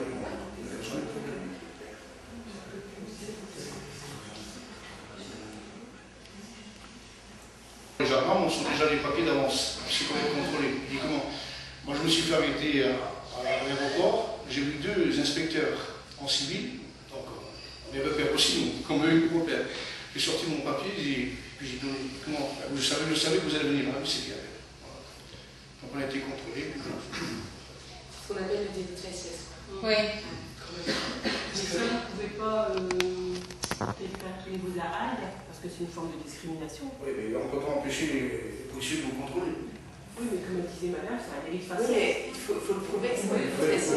C'est comme pour la population maghrébine, la population africaine, les contrôles systématiques, automatiques. Allons le prouver. Enfin, on fait régulièrement, on essaie d'intenter des choses, mais c'est marrant ce que dit M. Collin, donc nous, on a l'habitude, voilà, de toute façon on sort nos papiers, c'est comme ça, mais il y a des fois au niveau de l'association, on met en branle la machine, l'artillerie, etc., parce qu'on est outré, scandalisé, etc., par des situations, et il y a des fois des familles qui nous disent laisse tomber, on s'en fiche, on passe à autre chose, voilà, c'est fait, c'est passé. Et non, enfin, à un moment donné, c'est aussi, mais comme dit M. Corré, c'est leur quotidien. Et si c'est pour se battre tous les jours, nous, on est dans nos 8 heures de travail par jour, on est service social, c'est notre boulot. Donc ça nous semble légitime. Et puis il y a des familles qui disent non, laisse, c'est pas grave. De toute façon, demain, ça recommencera et après-demain. Ce qui nous est un peu frustré, c'est lorsqu'il y a des contrôles qui viennent sur le stationnement, c'est pas 4 policiers qui viennent. Parfois, c'est 3 camionnettes avec 30 policiers, avec des chiens, avec des mitraillettes. On se demande qu'est-ce qu'on a fait, quel crime qu'on a fait pour s'installer. Alors ils viennent là, c'est là que des fois certains se révoltent et ils n'ont pas besoin de venir tout un régiment. Avec 2 policiers, ils m'ont dit qu'il faut partir demain après l'heure, et on part. Ils viennent avec les chiens, les gardes, les gens passent, et qu'est-ce qui se passe? Alors c'est ça qui, bien souvent, nous révolte un petit peu. Les enfants, quand ils voient ça, ils doivent être... Ils s'habituent. Non, mais c'est oui, mais quand même, c'est pas normal qu'un enfant s'habitue à ce type de... On est obligé. Mais c'est pas normal qu'on s'habitue à quoi que ce soit. Mais au final, ouais, ça fait partie du quotidien. Est-ce qu'il y a une démarche de type juridique qui a été menée? Parce qu'après tout, il y a des garanties de liberté de circulation des personnes en Europe. C'est inscrit dans la Constitution européenne. Enfin, qui n'est pas encore une Constitution. Et dans les dispositifs réglementaires européens, on circule. Si j'ai envie de partir 4 mois en Espagne, je n'aurai pas une amende en rentrant en Belgique chez moi. Après, je ne serai pas obligé de m'inscrire dans la commune. En principe, on est obligé d'éclairer la commune qu'on part. Plus, je crois que c'est quand on n'est pas vraiment obligé de le dire. Oui, on n'est pas obligé de le dire, on peut le dire parce que ça facilite les choses. Mais enfin, il n'y a pas une amende liée à mon retour chez moi. Enfin, je dis, c'est aberrant. Mais il y a plein de choses qui sont aberrantes. Parce qu'il y a une démarche qui était menée. Il y a des démarches qui sont menées par des fédérations comme la FNASAT, qui est une fédération d'associations qui s'occupe des tziganes, la SNIT. Après, il y a des représentants au niveau Europe, au niveau France, au niveau des instances gouvernementales de personnes tziganes, personnes gens du voyage. Mais voilà, les choses. Enfin, dites-vous que le carnet de circulation il existe depuis 69. Et avant ce carnet, c'était le carnet anthropométrique que les gens validaient tous les jours. C'est un carnet grand comme ça, à peu près. Avec une ardoise, avec le nom, l'assurance et puis les photos. C'est ça, les photos, face, profil, etc. Il y avait les empreintes de doigts, il y avait la taille du nez, la couleur des yeux, l'écart entre les yeux. Enfin, ça a été aboli en 69. À 68, avec tout ce qui s'est passé, enfin, à un moment donné, on se dit, waouh, c'est... Et depuis 69, on est en 2011, il y a encore le carnet de circulation. Et peut-être pour des enjeux aussi un peu plus européens, pour l'instant, il y a 2 dossiers comme ça qui ont été relevés dans l'actualité. Il y avait, je crois que c'est en Roumanie, mais où c'était justement des groupes de Roms qui, s'ils bénéficiaient d'un revenu de remplacement, étaient les seuls bénéficiaires d'un revenu de remplacement qui pouvaient travailler. Et on vérifiait qu'on les emmenait loin pour aller travailler et qui passaient leur 8 heures à travailler. Et l'autre, c'était maintenant en Bulgarie, où apparemment il y a des mouvements assez forts aussi. Et donc je me demandais, ces fédérations, ces groupements, comment est-ce qu'ils réagissaient pour des problèmes trans-européens? Disons, le peuple rome, pour M. Nicolas Sarkozy, c'est son baromètre. lorsque les sondages tombent, il expulse les Roms, et puis là, il reprend du sondage. Donc il se sert des Roms pour les expulser, pour essayer de prendre du pourcentage. Donc les Roms, comme je l'ai dit, c'est un peuple libre de voyager. Et quand ils viennent en France, ils ne viennent pas pour s'installer l'éternité, ils viennent pour 2-3 mois. Enfin, nous, en tout cas, au niveau de la race, on distingue les Roms gens du voyage et les Roms migrants. Et les Roms migrants, effectivement, sont issus des pays, ont vécu ou ont la nationalité roumaine, bulgare, tchèque, etc. Et le traitement par rapport aux Roms est différent et j'ai envie de dire que la limite en France c'est un asile pour les familles gens du voyage. En Roumanie, en Bulgarie, etc. c'est encore plus discriminant, encore plus répressif, encore plus... voilà, les Roms n'ont aucun droit, le statut est complètement différent, il n'y a pas d'accès à la scolarisation, il n'y a pas d'accès aux minima sociaux, il n'y a rien, c'est rien du tout. Et donc c'est ce qui induit aussi une vague migratoire très importante de familles migrantes, notamment en France, en Belgique, un peu en Italie, en Espagne, etc. Parce que c'est trouver ailleurs ce qu'il n'y a pas dans le pays d'origine, alors qu'ils sont roumains, ou bulgares, ou tchèques. Et effectivement, il y a des groupements d'associations, des mouvements européens qui essaient de partir sur la base du travail, qui essaient de dire, voilà, si vous voulez toucher telle aide, il faut faire telle chose. Mais à un moment donné, c'est est-ce qu'on demande ça à un roumain lambda, un bulgare lambda, un français lambda? Non. Il y a toujours un traitement particulier, toujours. Et donc c'est bien, vous dans le traitement en tout cas des populations, vous les distinguez ceux de nationalité française. On est obligé, puisqu'on n'a pas les mêmes ressources. Les gens de nationalité française, on peut s'appuyer sur le droit français, sur les prestations, sur les obligations, les devoirs de tout citoyen français. Les Roms migrants, globalement, il n'y a rien du tout. La scolarisation, c'est tout. Ce qu'il faut dire, c'est que le peuple tzigane, quel que soit son ennemi, s'adapte au pays dans lequel il s'installe. Ils prennent la nationalité du pays. Donc nous, on est français, les autres sont roumains, sont bulgares, tout ce qui s'ensuit. Mais simplement, c'est que dans tous ces pays de l'Est, si je ne me trompe pas, sans exception, ils n'ont pas de sécurité sociale. Ils ne sont même pas recensés. Donc, sous prétexte, on ne peut pas leur donner sécurité sociale parce qu'ils ne sont pas recensés. Donc il n'y a pas aucune aide, il n'y a pas d'allocation familiale, il n'y a aucun soutien. Donc c'est pour ça qu'ils quittent le pays pour essayer de trouver en France certains privilèges que nous avons.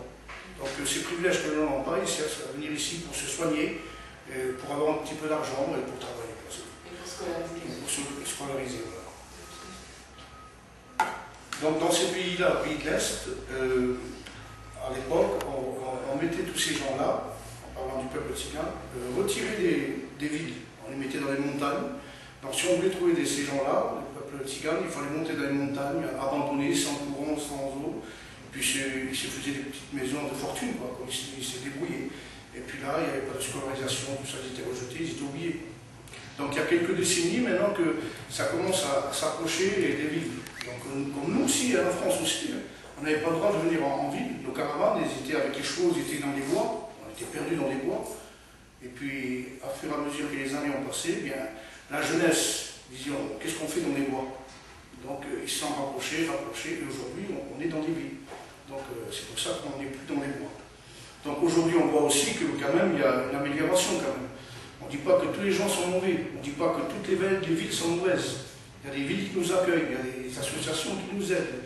Donc, au niveau social, il n'y a pas de discrimination. On a le même droit. On a le droit d'être soigné. Tout ceci, il n'y a pas de discrimination à ce niveau-là. C'est au niveau de notre liberté de voyager et de stationnement. C'est les seules difficultés où l'on rencontre. Et aujourd'hui, la difficulté, c'est que certains veulent se stabiliser et trouver une solution. Voilà le seul problème que nous rencontrons. Les autres problèmes, donc, on est en part entière citoyen français, j'ai fait mon service militaire, j'étais à l'école, donc il n'y a aucun souci à ce niveau-là. Donc la France a certains privilèges que d'autres pays n'ont pas. Moi je vais voir en termes de propositions aussi, puisque c'est vrai qu'en Belgique on réfléchit de plus en plus, parce que c'est vrai que c'était aussi laissé à l'initiative des communes de pouvoir faire des terrains d'accueil. Mais pour des raisons notamment électorales, ça posait assez bien de problème, puisque faire un terrain, c'était pas toujours plaire à l'électorat. Et donc l'idée, c'est peut-être de plus en plus, en tout cas il y a une association, enfin, j'avais un article au niveau d'Alter Eco, hein, donc revue sociale, où on parlait de plus en plus de laisser ça au niveau soit de la région ou de l'État, l'initiative de, là où c'est possible, créer des terrains. Donc par exemple au niveau de la France, demander à l'État et non plus aux communes de elles-mêmes de répartir ces terrains. C'est ce qui est fait, sauf que c'est maintenant la mairie qui doit payer. Mais la mairie ne paye pas. La ville n'a pas l'argent. C'est l'État qui impose à la commune de dire, voilà, vous avez plus de 5000 habitants, vous devez faire une aire d'accueil. Mais on n'a pas l'argent pour la faire, donc on ne la fera pas, donc on paiera une amende. Quand une commune décide de faire une proposition d'installation d'une aire d'accueil, tous les acteurs se mettent autour de la table, donc il y a l'État, il y a la CAF, il y a la sécurité sociale, il y a nous en tant qu'association, parce qu'on est aussi experts par rapport à ça, il y a la région, il y a le conseil général, etc. Tout le monde se met autour, regarde un petit peu où est le terrain, s'il n'est pas à proximité d'une autoroute, sur une butte polluée, à côté d'une rivière, etc. Et comment dire, ça prend des mois et des mois. Je suis vraiment la version raccourcie. Et c'est l'État qui acte ou qui refuse la proposition de la commune. Mais maintenant, l'État ne met plus d'argent. Donc en plus, l'État perd sa légitimité à obliger sans investir. Ah oui. Mais est-ce que ça, c'est des... Parce que l'objectif aussi de Journée Interreg, c'est de faire aussi des propositions. Est-ce que ça, c'est des propositions quand même qui pourraient être quand même communes de part et d'autre de la frontière, de se dire qu'à un moment donné, l'idée, en tout cas en tant que terre d'accueil européen et dans ce cadre-là aussi, et pour accueillir convenablement, d'avoir cette volonté de permettre... Il y a eu des moyens à un moment donné de forcer, hein, donc à un moment donné, c'est de dire que ces moyens-là soient des moyens qui soient, par chez nous, régionaux et au niveau de la France, au niveau d'État, de mettre les moyens avec les communes et de trouver des terrains. Parce que sinon, le problème, on se renvoie la balle à l'infini, hein, et on se les renvoie l'un à l'autre pour essayer au maximum de les faire réatterrir, peut-être dans les pays où les conditions sont beaucoup moins. Mais en tout cas, ça, c'est peut-être le genre de proposition qu'on pourrait, en tout cas, formuler dans ce cadre-là, de part et d'autre. Et une autre chose aussi, parce qu'on a parlé donc il y a les terrains d'accueil, mais aussi les personnes qui ont envie de se stabiliser. Et là, pour les personnes qui ont envie de se stabiliser, est-ce qu'elles ont envie de se stabiliser, de se sédentariser en caravane ou de se sédentariser au mode, je dirais, français ou chez nous, dans du dur, dans des immeubles, où il y a des spécificités qui fait que les loger pose vraiment problème? Non, ça ne cause pas de problème pour ceux qui le veulent. Donc, leur caravane, ils veulent aussi garder leur caravane. Ah, voilà. Pour la simple et bonne raison, c'est que si ils ont une maison, eh bien, ils peuvent partir aussi ces 3 mois de vacances, comme tout le monde le fait. Donc, interdire d'avoir une caravane, ce n'est pas la liberté non plus, parce que les sédentaires peuvent aussi avoir leur caravane, partir 3 mois d'été. Donc, leur caravane, ils veulent la garder. Pourquoi? Parce qu'ils peuvent partir 15 jours voir de la famille qui est ailleurs, et re-rentrer chez eux comme tout citoyen. C'est-à-dire que le problème qu'il y a aujourd'hui, c'est que les aires d'accueil, c'est bien, mais on ne peut pas partir, parce que si on part, et si on veut revenir, la place est prise. Donc on se retrouve dehors. S'il y a un cas d'urgence, mettons, pour aller voir quelqu'un qui est malade, qui doit se faire opérer, il est obligé de partir dans sa caravane. Donc il va quitter l'aire d'accueil, mais dès qu'il sort, il y a quelqu'un qui rentre. Donc quand il va revenir, mettons, dans 15 jours, la place est prise. Tandis que, bon, s'ils ont une maison d'habitants qui servent, ils peuvent partir avec tous leurs biens, aussi tout ce qu'il y a dans la maison, ils ferment la clé, puis ils partent et puis ils reviennent quand ils doivent revenir. Donc ça, c'est aussi un avantage. Ça évite de ne pas remballer tout et partir et puis revenir et puis la place est occupée. Ce qui est nécessaire, en fait, c'est une diversification de l'offre. C'est-à-dire de ne pas proposer un modèle unique, et c'est ce qu'on essaie, nous, de faire passer au niveau des instances décisionnaires. C'est pas qu'il y ait que des aires d'accueil ou que des aires de grand passage ou que des terrains familiaux, mais juste voilà, qu'on soit comme nous, sur une offre diversifiée. On peut vivre en appartement, on peut vivre en maison, on peut vivre en loft, on peut vivre à la campagne, à la mer, à la terre. Voilà, et là c'est de proposer des offres diversifiées pour les familles de voyage. Mais sur Denel, normalement ça a été proposé ça, d'avoir des maisons d'habitat. Oui, des terrains familiaux et d'habitat avec. Madame Lemoine, avec qui je travaillais, donc elle avait fait déjà des marches, et puis bon, aujourd'hui c'est en stand-by. Il y a parfois une telle pression politique, une telle pression des riverains. À titre d'exemple, désolée pour ceux qui ont déjà entendu l'exemple, j'ai relogé il y a plusieurs années un monsieur d'origine tzigane dans une commune, un homme seul. Voilà. Il voulait se poser, vivre dans sa petite maison, être peinard, etc. On travaille avec la mairie sur la réhabilitation du logement. Le logement est octroyé à ce monsieur. Le monsieur rencontre le maire, ça se passe super bien, etc. Et il décide en conseil municipal d'annoncer que pour la première fois sur sa commune, il y aura une personne, Jean du voyage, qui va venir vivre, monsieur X, etc. Le lendemain, il avait une pétition sur son bureau de 150 signatures, que des gens qui n'habitaient pas dans la ville. C'était que les villes extérieures, que les villes avoisines. Et donc suite à ça, on s'est dit, bon, qu'est-ce qu'on va faire? Parce que l'idée, c'est pas que monsieur subisse un véritable lynchage quand il va s'installer dans sa maison, qu'il soit discriminé, etc., etc. Donc on a réuni les personnes qui étaient au conseil municipal et on leur a dit, on va avoir un temps de discussion. Et ce monsieur qui allait emménager était présent. C'est comme si monsieur Corinne était à côté de moi. Sauf que personne n'avait capté que c'était ce monsieur qui allait emménager. Donc il s'en est pris plein la tête pendant 2 heures, sans jamais broncher, sans jamais rien dire. Et puis à la fin, il a dit, voilà, c'est moi, le monsieur que vous êtes en train d'insulter depuis 2 heures. Est-ce que vous trouvez que j'ai l'air d'un truand, d'un tueur d'enfant, d'un voleur de poules, d'un enfin tous les trucs. Et tout le monde a dit, non. Bon, voilà. Et ça se passe super bien. Mais voilà, il a fallu passer par ça, et par cette violence, à un moment donné, il s'est... alors qu'on lui a imposé, mais on ne pensait vraiment pas que ça allait se passer comme ça, et qu'il s'est imposé, qu'il a dû s'imposer à un moment donné pour dire, mais ça fait 2 heures que je m'en prends plein la tronche, alors que je suis avec vous, que j'ai bu le café, on vient de partager un truc, et...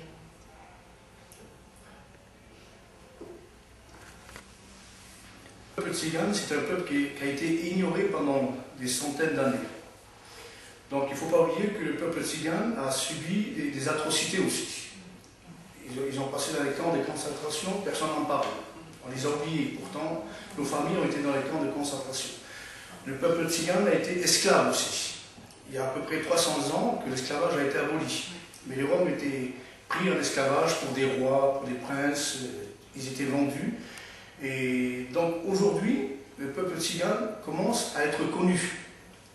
Pourquoi commence à être connu? À cause des hommes politiques. À cause des hommes politiques. Et récemment, le peuple rome est connu à cause de M. Nicolas Sarkozy. Donc à cause de M. Nicolas Sarkozy, on peut lui dire merci. Merci pour les expulsions. Parce que grâce à lui, le peuple rome est connu et des associations ont bougé.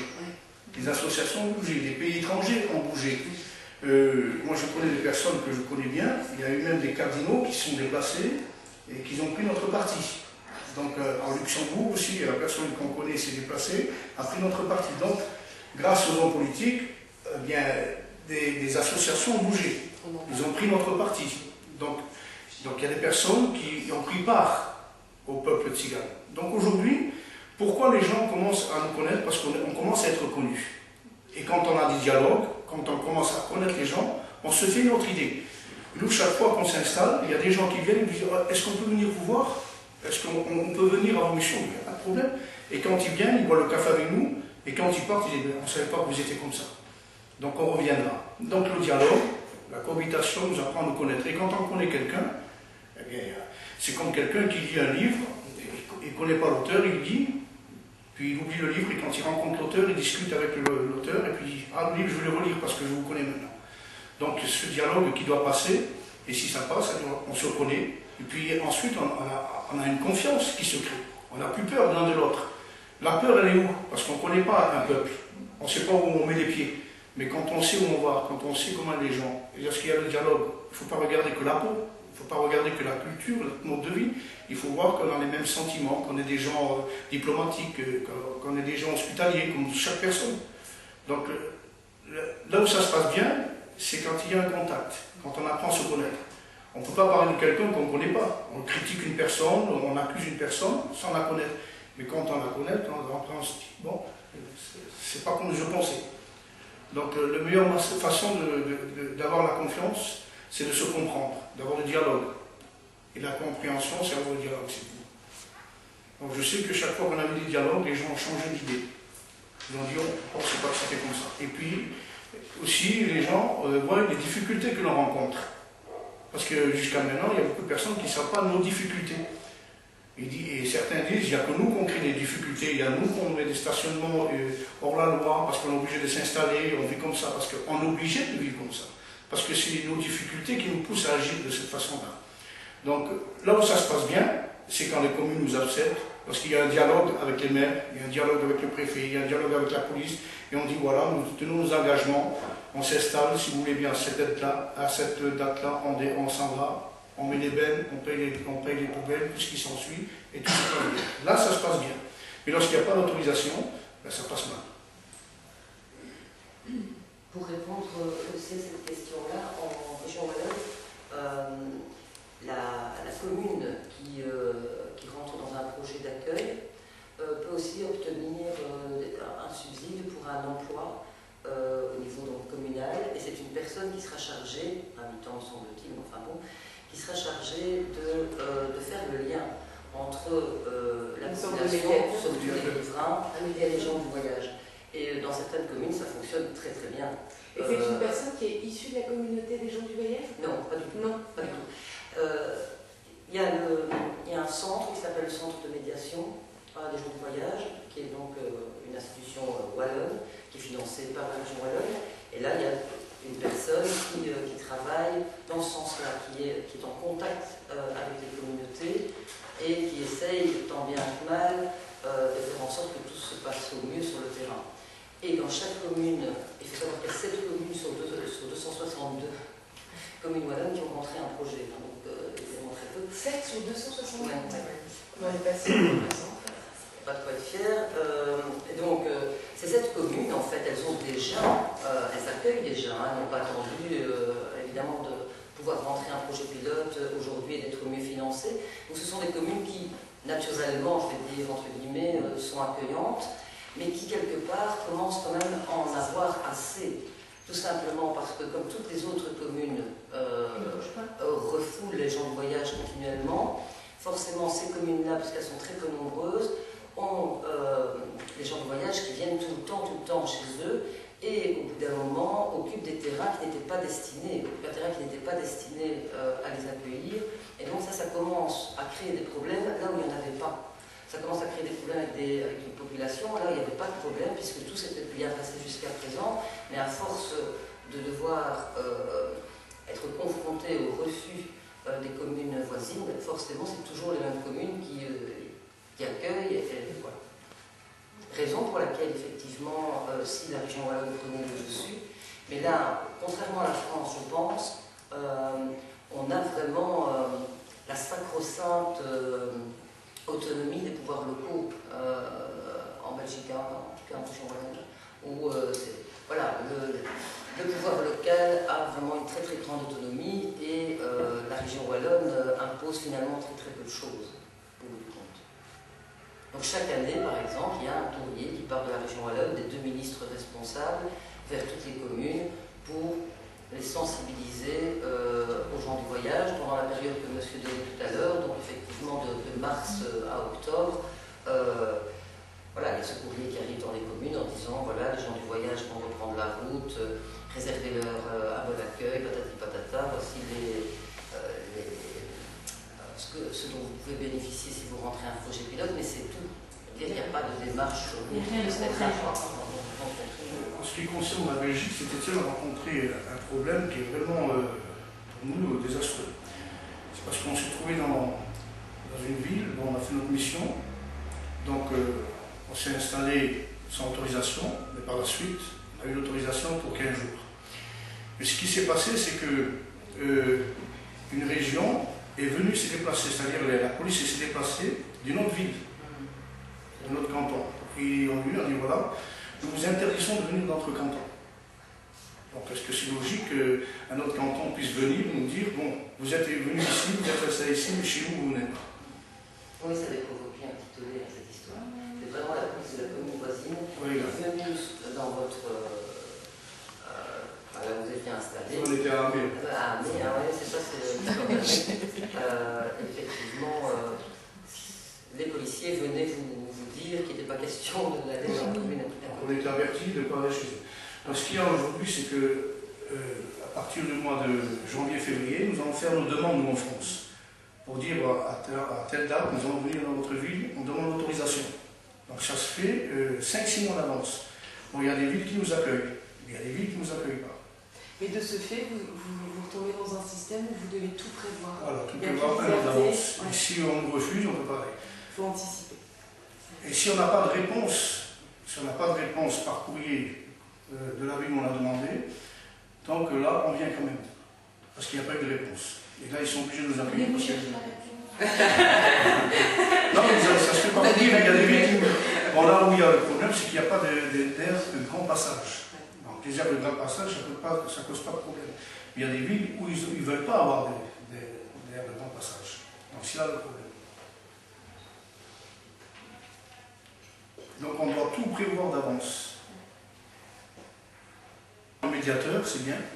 Mais pourquoi il n'y a jamais un médiateur officiel représentant les groupes ou les tziganes? C'est toujours des sédentaires. Donc, moi j'avais proposé, c'est moi qui avais proposé, même dans les aires d'accueil, pourquoi il n'y a pas des responsables tziganes qui s'occupent dans des bureaux. C'est toujours des sédentaires. Il semblerait, enfin ça c'est mon opinion, il semblerait que ou on n'est pas capable ou on ne fait pas confiance. Donc moi je sais qu'il y a quelques années de cela, je m'occupais justement des aires d'accueil. Donc ça se passait très bien. Puis ensuite, bon, j'ai pris notre direction, donc ça fait que je vais laisser tomber. Mais disons que je sais qu'il y a des hommes qui sont capables. Ils sont capables, qui sont instruits, qui savent lire, qui savent gérer. Et pourquoi, dans les associations, pourquoi il n'y aurait pas des médiateurs aussi? À Strasbourg, il y a un médiateur aussi. Et ça se passe très bien. Il est connu de la mairie, et par les ministres et tout ce qui s'ensuit.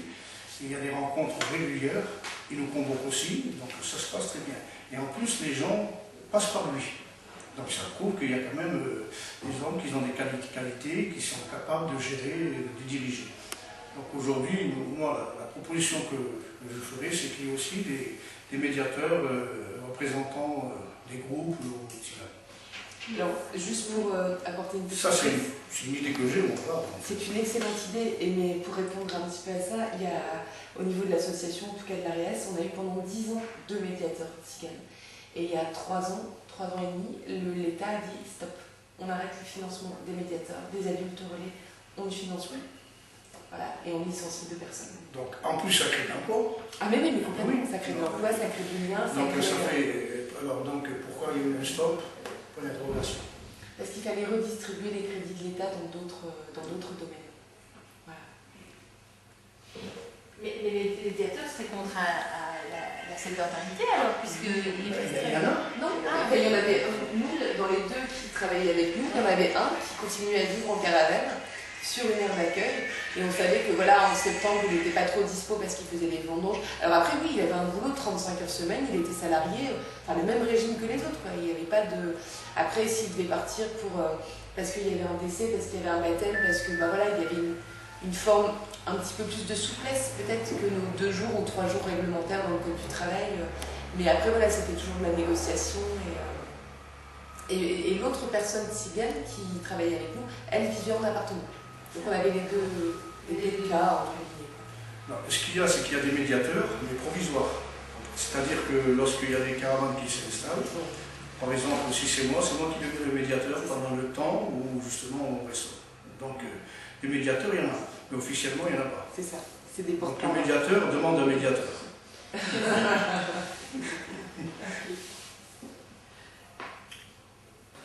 Toutes les villes de plus de 5000 habitants sur la communauté urbaine n'ont pas d'aire d'accueil. Est-ce que c'est la communauté qui décide de qui fait quoi, ou comment ça fonctionne? Non, c'est l'État. C'est l'État, donc la communauté urbaine n'a rien à voir là-dedans. Non. Donc les villes qui n'ont pas... La communauté urbaine est consultée. Il y a des familles, bon, ça les intéresse. Au lieu d'être toujours à chercher un terrain pendant toute l'année, 15 jours là-bas, 15 jours là-bas, un mois là-bas, et puis il va arriver un moment où il n'y aura plus de terrain. Donc ceux qui sont, comme j'ai dit au départ, en permanence, comme ici, à Benin, ils sont en permanence, eux ça les intéresse d'avoir un quartier familial.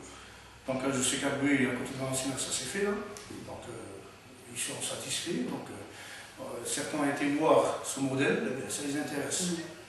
Donc pour ceux qui sont là, je pense que pour ceux qui sont désireux de rester et d'avoir des maisons, je pense que ça serait une très bonne solution. Et puis ça éviterait également d'avoir des caravanes un peu partout, sauvagement. Tout à fait. Parce que c'est l'intérêt aussi des communes de plus voir les caravanes qui s'installent un peu partout. Parce que ça choque un peu les gens qui ne connaissent pas la situation. Il y a des pétitions, il y a des plaintes, tout ce qui s'ensuit, il y a la police. Et puis en plus, ils sont obligés de rester toujours dans le même lieu, enfin disons dans la même région. Donc ces maisons-là, ça les intéresse. Donc il n'y a pas qu'ici, il y a encore d'autres lieux où les gens sont intéressés. Donc dans toutes les villes où j'ai vu, ces modèles-là, ça se passe bien. À Châteauroux également, c'est pareil. Ils ont eu un quartier, c'est toutes des maisons.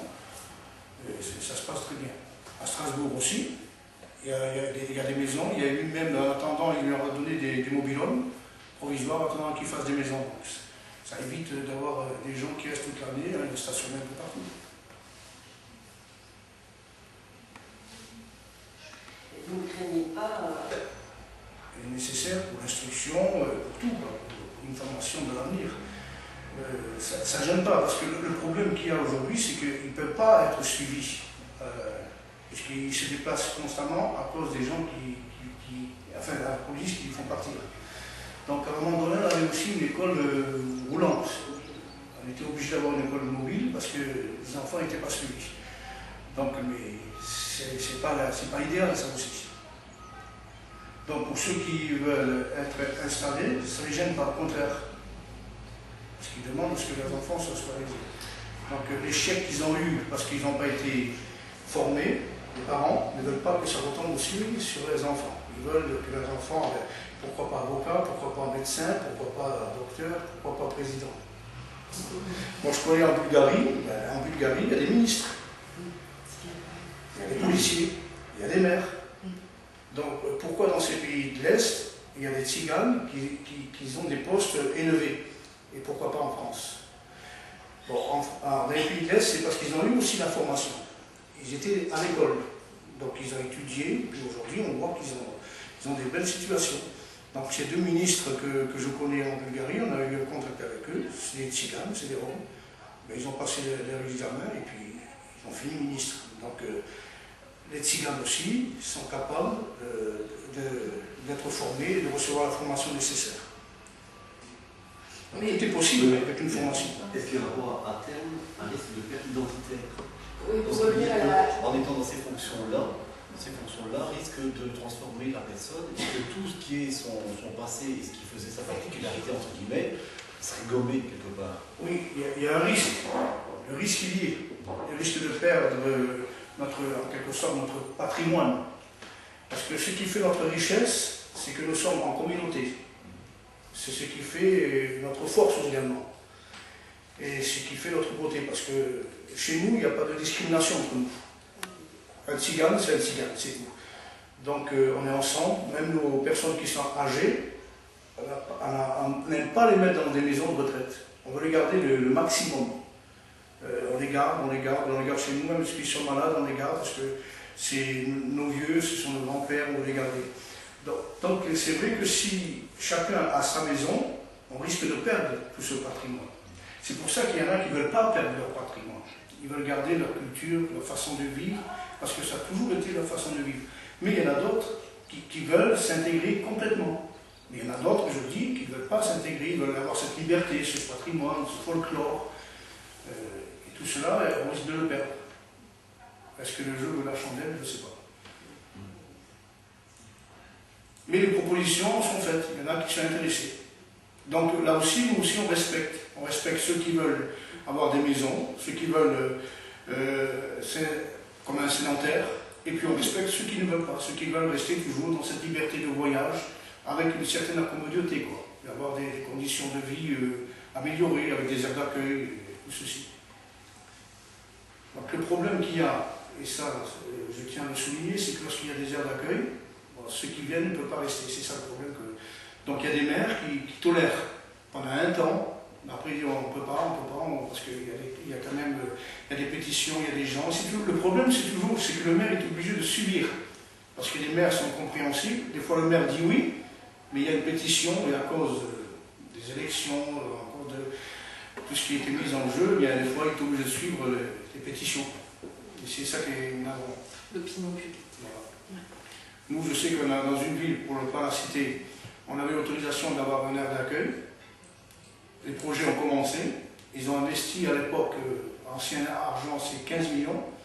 Et puis il y a eu une pétition, ils ont stoppé tous les travaux. Aujourd'hui, il n'y a que le terrain qui est défriché, qui est tout près. Et puis ils ont abandonné les travaux. Pourquoi? Parce qu'il y a eu une pression. Et le maire a subi. Donc aujourd'hui, le terrain est toujours là. Il ne sert à rien du tout. Il n'y a pas de caravane. Les travaux sont arrêtés. Donc là, c'est pas l'État, c'est le maire. Donc maintenant, parce que les données peuvent changer maintenant, puisqu'on a droit au vote. Donc droit au vote, il y a peut-être là aussi, je ne sais pas comment on peut dire ça, une pression peut-être, pour essayer de changer beaucoup de choses. Vous êtes un électorat à part entière. Voilà. Surtout si vous avez le droit au vote, vous avez le droit d'être élu. Une commune, par 5000 habitants, avoir un terrain. Est-ce qu'il y a une proportionnalité? À savoir qu'une commune de 6000 habitants doit avoir un terrain, une commune qui a 50 000 habitants, c'est un terrain aussi. Oui, mais après le terrain sera proportionnel, enfin la grandeur du terrain sera proportionnelle à la grandeur de la commune. Donc les petites communes ont plutôt un petit terrain et les grandes communes ou les intercommunalités ont un terrain beaucoup plus important. Doivent. Merci de la précision. Doivent avoir. À Strasbourg, il y a 6 terrains d'air d'accueil. Parce que l'hiver, il y a beaucoup de caravanes. Donc c'est des démarches qu'on a eues depuis X temps. Donc il y a eu un recensement approximatif des caravanes qui se trouvent. Donc en portion des caravanes, ils ont fait 6 terrains d'air d'accueil. Sans compter les caravanes qui ne peuvent pas rentrer. Alors là, l'hiver, ils tolèrent pendant les 3 mois d'hiver. Bon, ils fournissent l'eau, le courant, tout ce qui s'ensuit. Donc les caravanes qui ne peuvent pas rentrer, donc le maire tolère pendant les 3 mois d'hiver. Je ne sais pas qu'on appelle ça, qu'on n'a pas le droit de faire partir les gens l'hiver. La trêve hivernale. Voilà, la trêve hivernale.